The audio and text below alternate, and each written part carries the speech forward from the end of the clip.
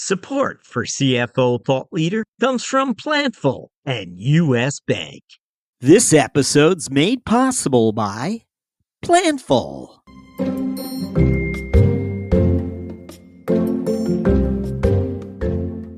Hello, on today's episode of Planning Aces, we'll be featuring FP&A insights and commentary from three finance leaders, including CFO Reggie Vengalil of Trax Retail, CFO Matt Steinfort of DigitalOcean, and CFO Isabelle Winkles of Braze.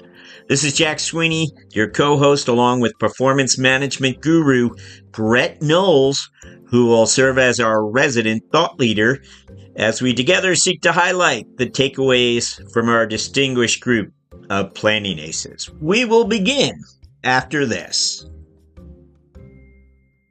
Ready to plan confidently, close faster, and report more accurately? Here's what sets Planful apart. Imagine purpose-built applications for every department, from FP&A to accounting, marketing to HR, all with built-in financial intelligence.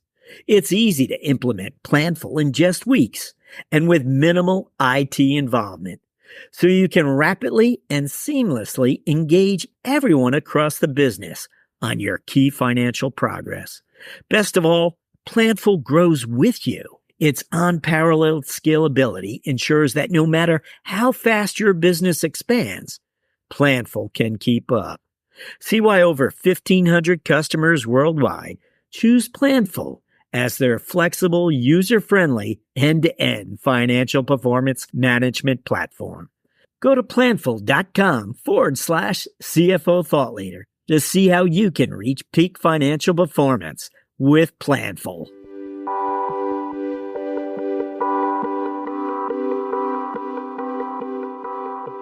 Hi, it's Jack, and I'm here with Brett Knowles. And Brett, I should apologize. I didn't give you a heads up. We changed our platform, our podcasting platform, to something called Riverside. And this is not an endorsement. We're gonna check it out. We're gonna give it a trial here. I wasn't even thinking, my little tiny dinosaur brain, when I saw Riverside. I went, well, I was just looking for their logo. Who knows? Anyways, I'll just go talk to Jack now. And it was in and out of that in basket pretty darn quick. Well, congratulations. Look at this. I can actually use my fancy Dan camera, my fancy Dan microphone, my fancy Dan speakers. It's awesome. And that's not all. No, I have something else I want to share with you. I think you'll find this interesting. So I was using ChatGPT, and I shared the clips that we'll be playing from the three planning aces, the three finance leaders we'll be featuring on this show today. And I asked ChatGPT, what would be a logical sequence? Which planning ace should go first? Who's second? Who's third? And I just want to read to you what it shared back to me. By arranging the CFO comments in the following order, the episode will logically progress from the foundational concept of setting constraints, Matt Steinfort, to aligning those constraints with reliable data, Reggie Vengalil, and finally, to implement these strategies through real-time collaboration and education, Isabelle. So there you have it. It told me what it believed the order of our planning aces should be. Now, we're not going to necessarily use that order. In fact, I don't think we will, but it made me think you have been rather advanced in terms of the types of questions you've been asking it all along, which are applicable to the things that you're up to and top of mind for you. Whereas what I do, I've just really become much more experimental, I guess, only in the last 60 days. And now it's an immediate impulse. I wonder if I asked it to do this.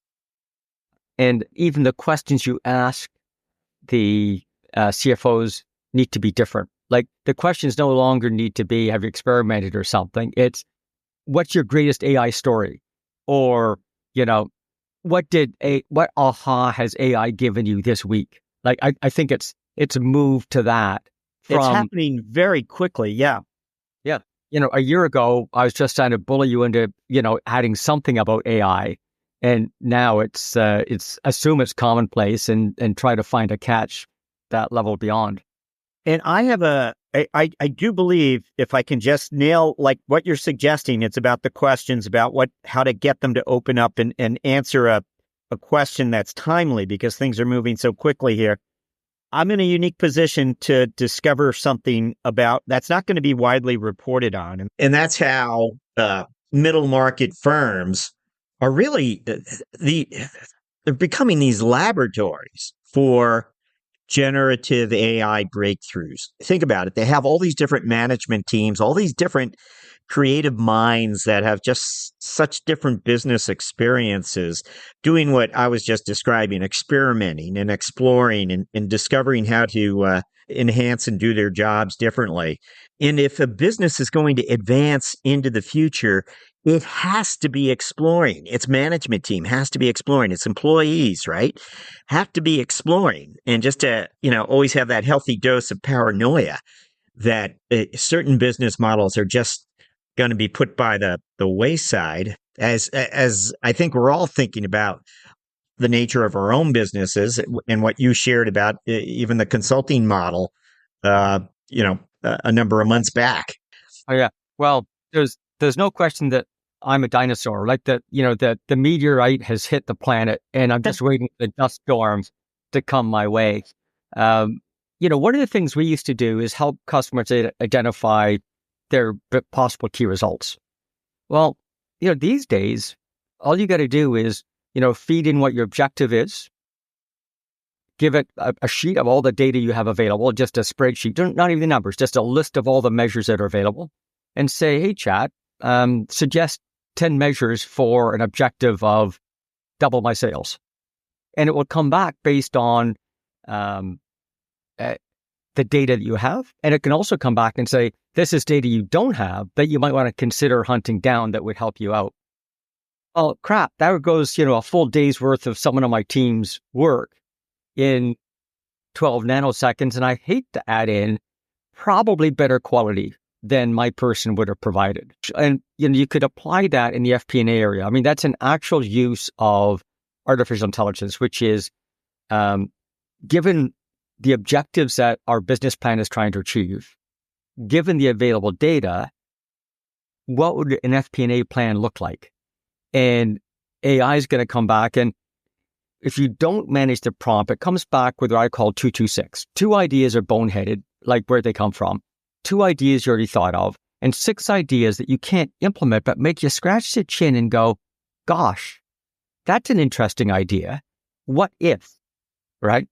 And you can either constrain it by saying this is the current FP&A model or current data we have, or you could give it unconstrained, which is pretend we didn't have any limitations. What should we look for? Or a mix between the two.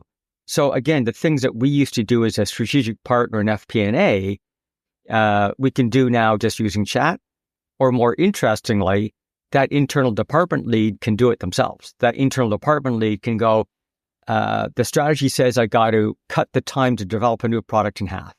What would that FP&A model look like, given this is what the product development cycle is? These are steps, these are processes, these are measures, these are current stats. And it can literally come back with the FP&A model in about 12 nanoseconds. Interesting enough, it relates to the 3 speakers we have. Wow. Well, thank you for that lead in. Our first planning ace will be Reggie Vengalil, CFO of Trax Retail, from episode 1037. Just to tip his hand a little bit, Reggie focuses on establishing a baseline of reliable data accessible to all stakeholders, preventing the organization from debates driven by outdata and what he calls inconsistent information. Here is Reggie Vengalil.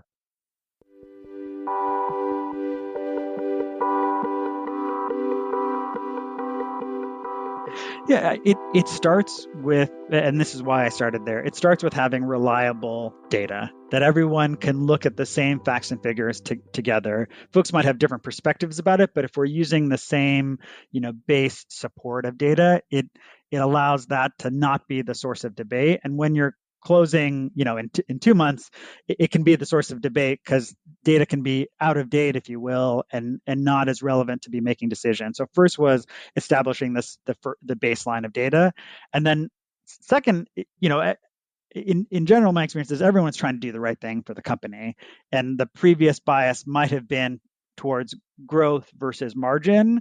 And so it was a little bit about resetting everyone's expectations towards what the new goals and priorities were.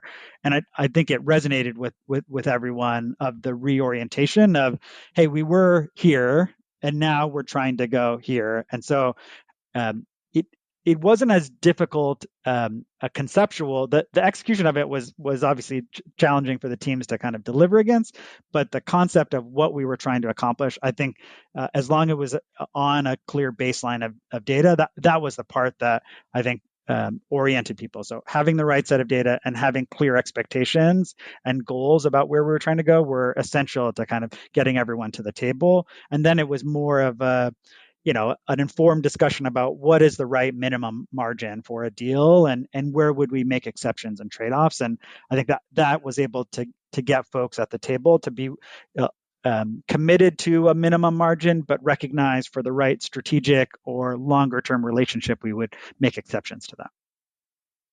Yeah, it was actually the FP&A team was probably 2/3 outsourced at the time, and it was a part of a team location transition that had led to that.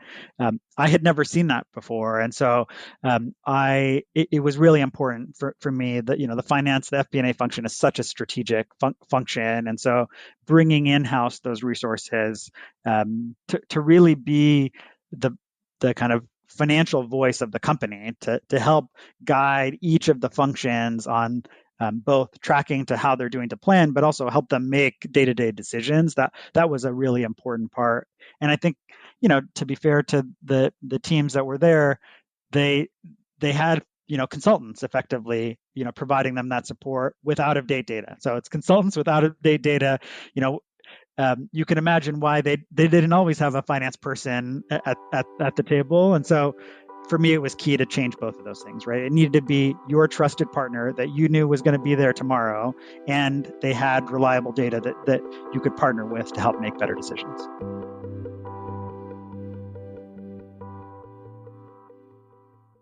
That was, again, Reggie Vengalil.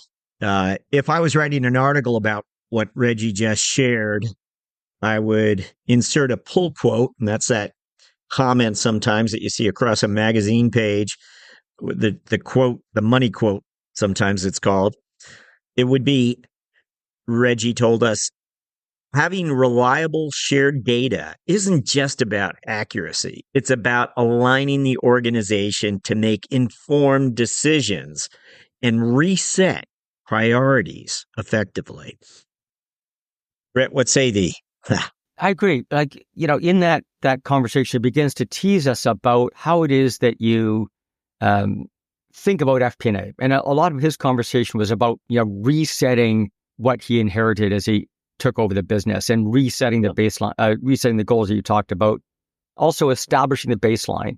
We always find it incredibly interesting how many businesses agree a certain metric is absolutely critical, or what you and I have talked about in terms of their sort of magic metric, but they don't know what the baseline is. And that's incredibly interesting. The part that was kind of a curveball for me is when he didn't blame, but he mentioned that 2/3 of his FP&A team was outsourced. And that was probably, the implication was, why we didn't have the right goals and why we didn't, or the metrics, and why we didn't have those baselines. And he talked about bringing it in-house. And again, if I listen to that conversation, and I think the one that you and I just had about AI, you kind of go, well, what did that in-house team bring that AI would not have brought? And if you used AI, would that have changed your decision about whether I needed to bring them in-house? So we don't know why they were outsourced in the first place. It might have been cost. It might have been they couldn't hire them, whatever it might be. But he was talking about basically, how do I manage the capacity to deliver what I want? And of course, the clear and present danger these days is AI. And AI is just a chunk of capacity that's different than we had to worry about, whether it was in-house or outsourced. And so, again, it's what wasn't said that made me scratch my head. Like, if you're struggling with this, Reggie, did you try using AI to solve the equation, that optimization equation that you're looking for, the right metrics? Don't you outsource? You can outsource accounting, but isn't FP&A sort of the brains, the engine underneath the model? Or? Yeah, you'd think that you're accidentally giving away the secret sauce because the planning is the enacting of the strategy through resources. So the issue is McDonald's has the same strategy effectively as Burger King, as Arby's, as all the other fast food joints. It's all about how they execute the culture and exactly how they resource what part of the flow. So FP&A is a critical component to the secret sauce that leads to competitive success, even in tight markets like those I just mentioned. So the fact it was outsourced, again, makes you wonder. As I said, was that a cost reduction thing? Maybe they did a merger and neither team sort of, like, it's hard to tell. He didn't mention what it was. The conversation that interested me is his solution was to bring it in-house. If I were in his boots today, my solution wouldn't be to bring it in-house. My solution would be to say, maybe I don't need the outsourced people and I can do the same planning with the 1/3 that's currently in-house and just quit the outsourced part. You should stop and think about whether I need to solve it the way I used to solve it. That you can, as we've discussed, and so many of us have learned how to prompt it in different ways. There's a give and take there that a lonely CFO is looking to hire that senior financial mind as he steps through the door. Well, there's a substitute. It might, like you said, give it 12 more months. We'll see where we are. Right. So the constraint is this. The constraint is AI doesn't do creativity. So you're limited by how good your prompt is that you give it, but also the available database. So the example I think of Uber. Like 10 years ago, Uber didn't exist. Now, the situation existed. There are millions of dollars of cars sitting on sidewalks adding no value. There's also thousands of people hanging around coffee shops looking for shit to do. Well, I don't think AI would have joined those two dots and come up with a model for Uber. In hindsight, it's perfectly logical. You or I could have come up with that, but someone had that little grain of creativity to go connect the dots, understand the business model. I don't think AI is at that point yet. Through prompts, you can bounce ideas off this tool. So you come up with a business model at 2:00 in the morning. I can bounce it off and I get 300,000 years of experience bounced back at me. But it's a mirror reflecting what I put into it, not giving you a different image back than what I created. So that's where the limitation is. Now, that's better than nothing. But if I go back to the model of what I might have done in Reggie's world, to said, well, 2/3 of what FP&A do is just logical execution. I can do that through AI. The 1/3 of a person to bounce ideas off and have creative thoughts and extrapolation, that's the 1/3 of people I'm going to leave in-house. So I just get rid of the 2/3 that outsource, replace that with chat, Bob's your uncle. Now, it's a simple model, but I'm saying we can't keep solving today's problems with yesterday's frameworks. We've got new tools at our disposal. AI brings something different to the table. It doesn't bring everything, but it brings stuff that I can get rid of, waste time, wasted resources. Think of the example we just talked about. So the executive comes up with a strategy idea at 2:00 in the morning. Right now, all she or he does is write a note on the bedside table, go back to sleep, call a meeting for the executives in the morning and drag them through a thought process. What she or he can now do is go to chat at 2:00 in the morning and say, what would need to be true for this to work? What parts of this would fail in today's economy? What would my competitors do if I did this? And literally by 6:00 in the morning, she or he's had, thousands and thousands of hours of thought put into the model and what she or he presents to the team at 9 o'clock in the morning is way more thought out, articulated, and refined than what he would have had before. Now, it's unbounded by the constraints of the resources and the personalities and the culture of the business, but hopefully they bring that to the table with their brain, and I have a very different conversation with that team in the morning.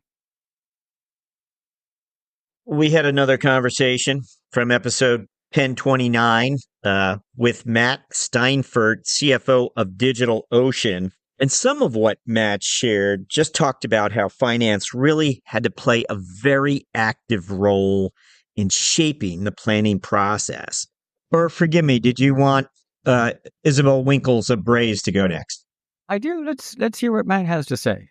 Great. Here is Matt Steinfort, CFO of DigitalOcean.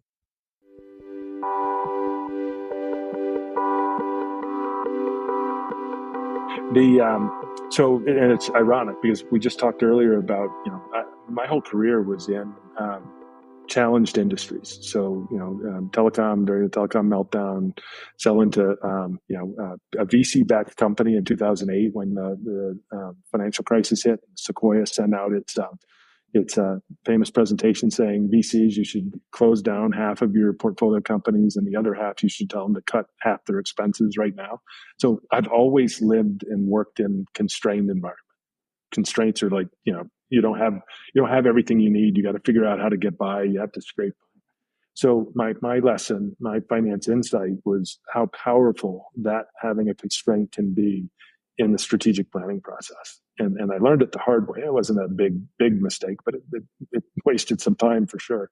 So right after we went private, so I'd been a CFO for only 3 years, and I'd only been a private company CFO now for a year.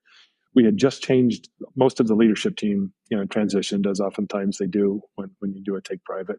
I was the only C-level executive left. We brought on a new CEO. That CEO brought on some new executives. We're all fired up and excited about all the things they could do with this great platform that we had. We had 2 large private equity firms that owned us 50% each, and they were really excited about all the things that we could do. And so we went through the strategic planning process, for the annual plan. And I was a participant in that. And we even hired one of the big 3 consulting firms that I had come from that space, who came in and helped us think through, like, hey, you should reinvent your operating model, and they can kind of blow up the structure. Let's just say we had a lot of people with a lot of ideas, and we had a lot of fresh capital that had just come into the company. And so we went through the budget planning process, and I was involved, and I was steering the process, and I was I don't know what the right word is, but let's just say I was very supportive of their energy and saying, hey, well, that's an interesting idea. Yeah, we could do this, we could do that. And so when we put the initial plan together, I hadn't given them any constraints. I basically said, well, I just want to hear. I don't want to be the person who's saying, no, you can't do it. I don't want to be the person who is I've been at this company and everything we do is the right way. So I was open to all their ideas. When we rolled up what they wanted to do, it was a nonsensical and ridiculous plan. It was like double the company and people, and the payback would have been forever. And I looked at them like, well, that was a waste of a planning cycle. It was like a month, just a complete waste, because I'm like, the plans we got back, because they weren't constrained in any way, were again nonsensical. And I'm thinking, my first reaction was, well, why wouldn't they just be reasonable? And then my second reaction was, dummy, that's your job. It's like, your job is to put constraints on them and to give them some kind of guidelines so that they know, in which the realm of the envelope that they're working. And people make better decisions when they're constrained because they have to make trade-offs. If they don't have constraints, then every idea is a good idea. And so they don't work as hard, and they're not as creative, and they're not as thoughtful. People tend to do their best work when and most innovative and creative work, when you're like, okay, we've got a limited amount of time, we've got a limited amount of money, and we got to get this done. We're going to be audacious, but we're constrained. And that's something that has stuck with me. Let's just say that now the people in my world, they understand that I appreciate constraints because I give them a lot. Yeah, they're very clear. I mean, we need to get growth back. We're growing in the low teens. We need to get growth, up into the high teens or into the 20s. The market is growing 23%. We should be growing that fast. How we're going to do that is we're going to improve NDR, which is getting our existing customers to to spend more with us. And the finance organization plays a big role in understanding what's going on with those customers and trying to identify, those customers that have a higher propensity to buy. And so, we're doing a lot of analytics work, working with the go-to-market organization. We're also spending on this new AI business. As I said, we grew ARR 200% in the second quarter, and there's a lot of investment that needs to go into that. And so, we're very focused on, okay, what's the right capital allocation strategy? And we're sitting on a ton of cash, and we generate a ton of cash. And what's the best use of that cash across buying back shares or repurchasing our debt or investing in AI capacity? So it's really about enabling the company to grow and doing it in a kind of cash flow optimized way and driving free cash flow per share, which is our kind of our anchor metric.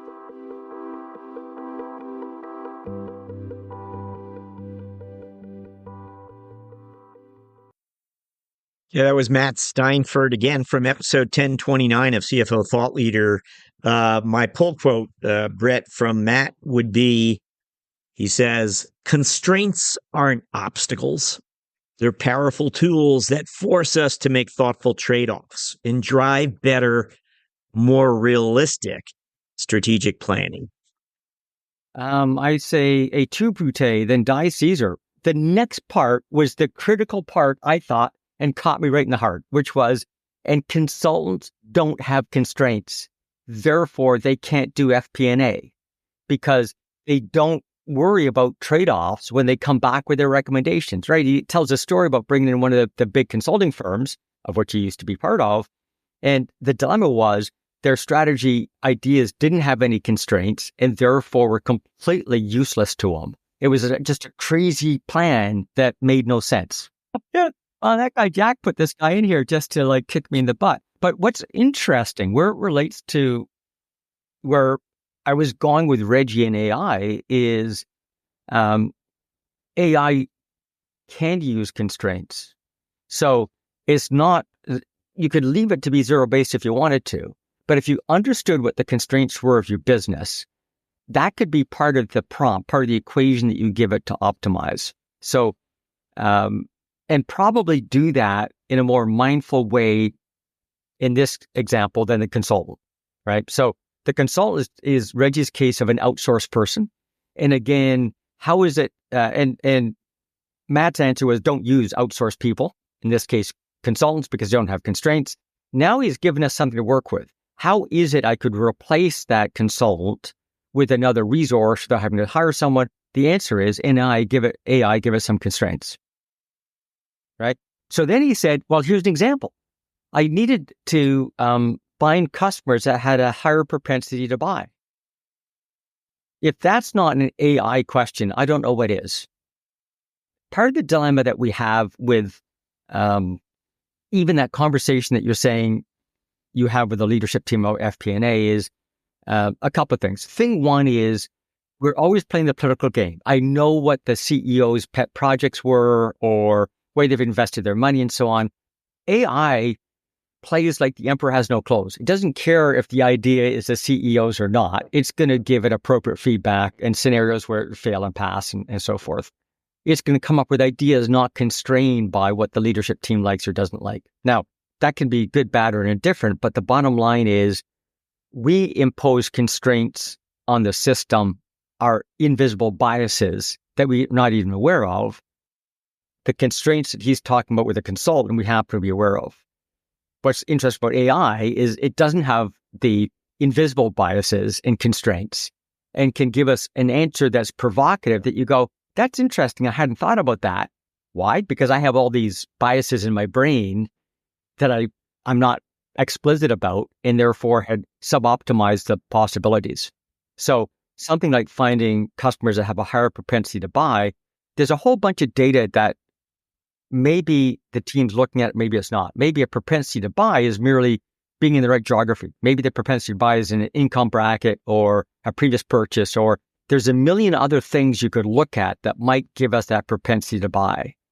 Do you think his team did as exhaustive an investigation as AI might have, given we give it the right constraints to look at and is not bounded by constraints that we have that are invisible? a possibility of doing what he described using AI completely, it adds gas to the fire. It allows him to get done what he wants to get done a million miles faster. He identified what the problem was, which was an unconstrained thought. Apply constrained thought within a specific problem, then you've got an interesting way forward. So where is the event horizon here? Where does AI begin to let us down? I would argue that it currently drops the ball, and this podcast is going to be out of date in 8 months' time.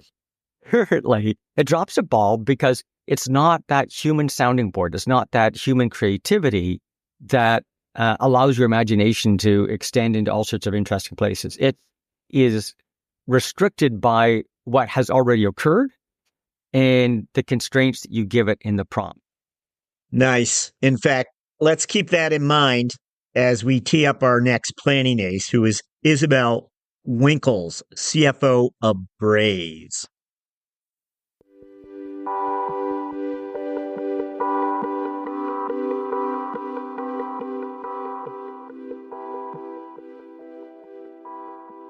Just in regards to the FP&A professionals on your team, how do you have a philosophy about how you use them, where you do and where you don't? What's a good use of their time? Yeah, absolutely. In fact, that has evolved at Braze over the last couple of years in a really kind of cool and interesting way. So I always like to say that CFOs are not necessarily here to say, you can definitely do this and you can definitely never do this. It's never a blanket yes or a blanket no. Now, of course, if we're going to do something that's going to be, hugely detrimental to the organization, I'm obviously going to raise the red flag. However, I believe that the CFO's actual function is to bring to light and quantify the implication of various choices that are available to us. And then around the table with all the right decision makers, we as a leadership team can collectively decide which direction do we go? How much do we invest? Where do we invest? What is the totality of kind of the Braze animal look like over time? And so I think the FP&A team is a critical calculator and strategic partner in helping bring to life exactly what the implication of some of these choices are. There's a second aspect to the FP&A team, which is they are direct partners to the business to help them understand how are they actually deploying the resources that are at their disposal. And so how are they tracking on their budgets? And you can do this in a couple of different ways. You can have a cadence that says, hey, we're going to have a look back at the end of every quarter, and then we're kind of going to grade you on how you did relative to what we said you should do. Or we can sit side by side with you month over month and do variance analyses every month and elucidate where you're doing well, where you're coming short, where you're deploying what we would expect you would deploy, where you're deploying too much or too little, and redirect on a much more real-time basis. And so I've definitely pushed our organization more towards quicker twitch reporting, more scenario analysis, more what ifs, and more direct, partnership with the business heads so that we can be making decisions in real time, as opposed to just a look back that then says, okay, well, here's where you succeeded and where you failed, and better luck next time. The company a little differently about it might be just a functional area that you drew their attention to this number and said, you folks really need to understand this better and why, and whether it changed the behaviors as you made that effort. Anything you could share? Absolutely. This is a great question. It's really interesting for an organization like Braze. And it's going to seem like a very obvious metric when I say it, but I'll explain why it was so important to educate, particularly our sales organization. So the metric is revenue. And if you are a salesperson, you typically live in this land of bookings, of sales. How much business did I close? What is the size of the contracts that I executed? And there's a lot of stuff, sort of the details within that you're kind of like, yeah, okay, well, I've given the customer X amount of time to pay. The contract start date is over here at a different time frame. There's all these terms and conditions that I had to agree to. None of that matters. I just booked a contract worth $1 million. That's fantastic. And I had to go through a lot of education actually with the sales team to explain how the structure of a contract and actually the terms and conditions can vastly change that $1 million value to the company and how that turns into actual revenue.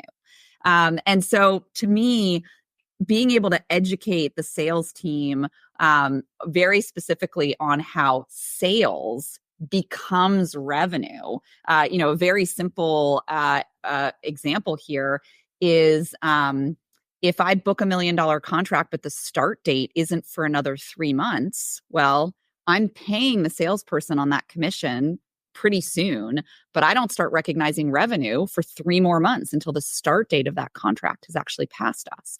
And so that is that's a concession that we've made, and we're paying the individual who booked the contract, but the company is not actually seeing any of the financial benefit on that.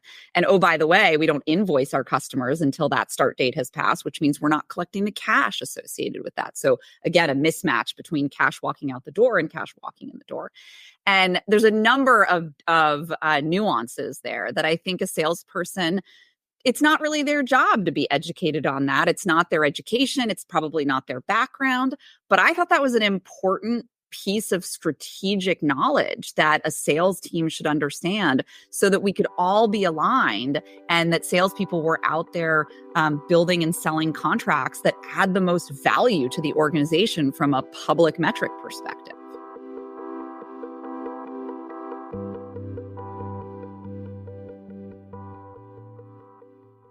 My favorite quote from Isabelle: finance should illuminate the implications of choices, partnering in real time with the business to make informed decisions, not just say yes. That was what she shared. But what did you make of all of what Isabelle shared? I think that dirty rotter, because that quote speaks exactly to what I was alluding to before we listened to her, which is with whatever data we put in front of the team, we still need the magic of the individual creativity, that strategic partner. And strategic partner is kind of clever words to say, I want someone with whom I can have an interesting conversation that isn't going to just say yes or no, but is going to challenge, poke, provoke, look for the event horizons, look for how we can move beyond what we've done before. And she talks about how to effectively deploy the resources that you're given. So, we live in a constrained world. There's only so many people that we have. There's only so much budget I can spend.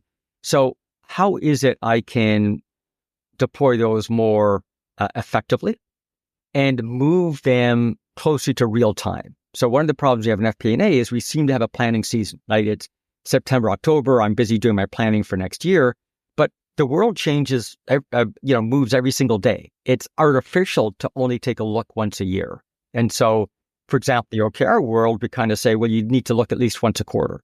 But in truth, even once a quarter is not fast enough for some businesses.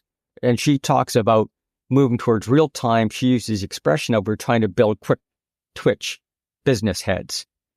And again, this all points to AI because AI looks at your data 7/24.